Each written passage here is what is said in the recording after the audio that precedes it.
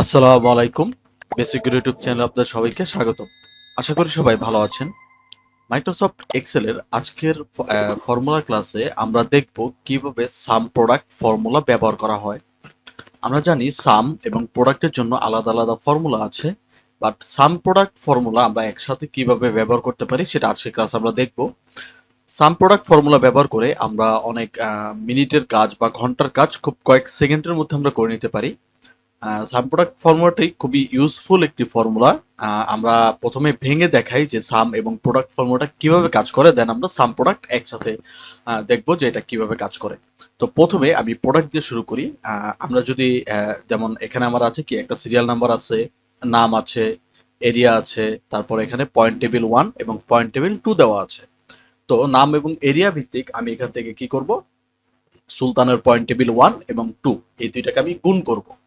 ঠিক আছে, সাধারণত আমরা গুণ কিভাবে করি, আমরা এখান থেকে দেই ইকুয়াল, ইকুয়াল দেওয়ার পরে পয়েন্ট টেবিল 1 সেল সিলেক্ট, তারপর কিবোর্ড থেকে গুণ চিহ্ন, তারপর পয়েন্ট টেবিলের গুণ যে সেল আছে সেটা সিলেক্ট, দেন এন্টার। এইভাবে আমরা কি করি, গুণটা বের করি। ঠিক আছে, তো সাধারণত আমরা এটাকে প্রোডাক্ট ফর্মুলার মাধ্যমে বের করতে পারি।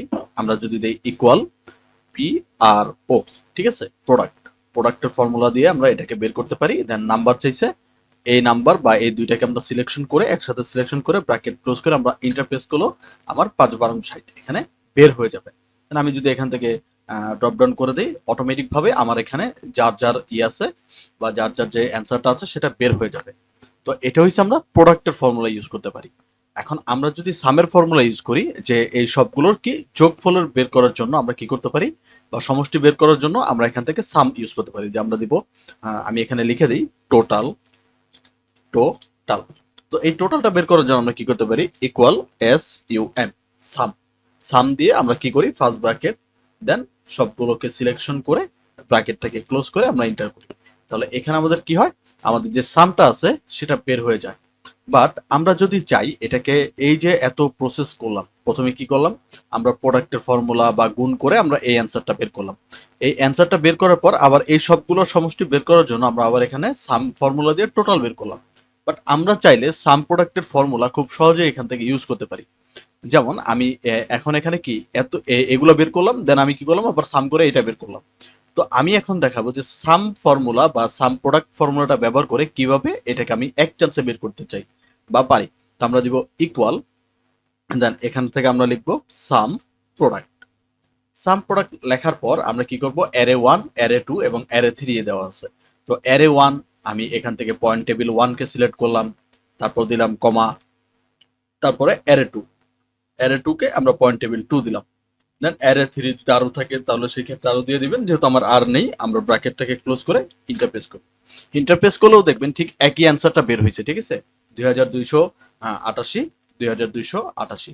তাহলে খুব সহজে আমরা এখান থেকে কি করতে পারি, এই যে ঝামেলাটা না পুহুয়ে আমরা এখান থেকে খুব সুন্দর করে সাম প্রোডাক্ট ফর্মুলার মাধ্যমে এইভাবে ডাইরেক্ট অ্যান্সারটা আমরা বের করে নিতে পারি। ঠিক আছে, আমি আবার একবার দেখাই। আমরা এখান থেকে কি করব, ইকুয়ালটাকে প্রেস করব, ইকুয়াল দেওয়ার পর আমরা লিখবো সাম প্রোডাক্ট। সাম প্রোডাক্ট লেখার পর আমরা এখান থেকে কি করব, যেহেতু এটার সাথে এটা গুণ হবে, দেন আবার এটা বের করতে হবে, দেন আবার অ্যান্সারটা। তো ডাইরেক্ট আমরা এখান থেকে কি করব, সাম প্রোডাক্টের মাধ্যমে অ্যারে 1 মানে পয়েন্ট টেবিল 1 থেকে সিলেক্ট করব, তারপরে দিব কমা, এরপরে অ্যারে 2, দেন আমি আবার পয়েন্ট টেবিল 2টাকে সিলেক্ট করে দিব, দেন আমরা ব্র্যাকেটটাকে ক্লোজ করে কিবোর্ড থেকে ইন্টারপ্রেস করব। তাহলে খুব সুন্দর করে আমার এখান থেকে সাম প্রোডাক্ট ফর্মুলার মাধ্যমে আমার যে অ্যান্সারটা ছিল বা সমষ্টিটা ছিল সেটা খুব সুন্দর করে বের হয়ে যাবে। তাহলে আশা করি সবাই বুঝতে পেরেছেন। আজকের ক্লাস এই পর্যন্তই রাখবো। সবাই ভালো থাকবেন, সুস্থ থাকবেন। যদি ভিডিওগুলো ভালো লাগে তাহলে চ্যানেলটিকে সাবস্ক্রাইব করবেন এবং আপনার বন্ধু বান্ধবীদের সাথে ক্লাসটিকে শেয়ার করবেন। এরকম আরো ভালো ভিডিও পাওয়ার জন্য যারা আমার সাথে কথা বলতে চান বা কোনো ফর্মুলা বা যে কোনো সমস্যার জন্য আমাদের কমেন্ট বক্সে জানিয়ে দিতে পারেন। তাহলে সবাই ভালো থাকবেন, সুস্থ থাকবেন। আসসালামু আলাইকুম।